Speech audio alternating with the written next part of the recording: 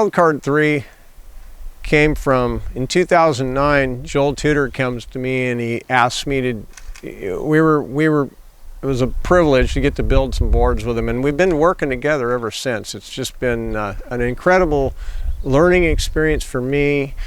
And one of the first, we did a few boards in the beginning, like 3, and one of them he drew, we were at Tony Channon's shop, it was like 9 o'clock at night, we picked up some blanks, and on the back of this blank, he takes a Sharpie and he goes, just, I want to do this thing called a moontail.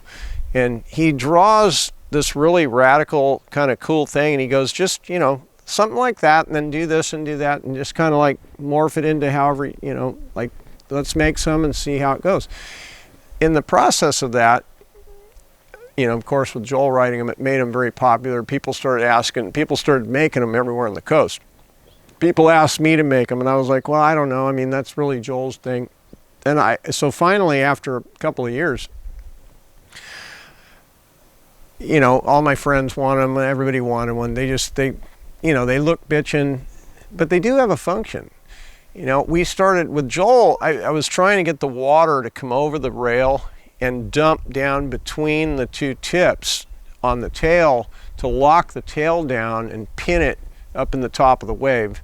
So when you're on the tip, it just pins the tail down, with a pressure deal back there. As time went on,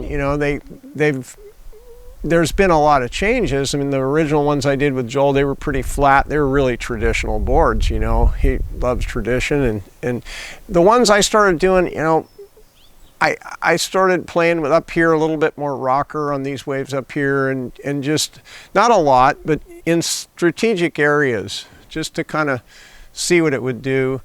And the one we're doing here with Surf Tech it's got a little bit more than the ones the last few years in a couple of spots. I don't really want to say where it is, but one of the areas is to rock it on the tail and actually have a way to put it tight in the pocket. For a big wide board, it's a pretty wide full templated surfboard. So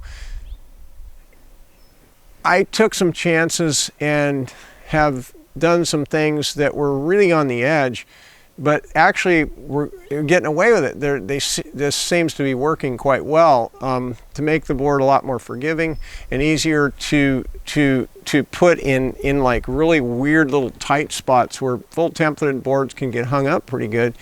And it's been a fun experience.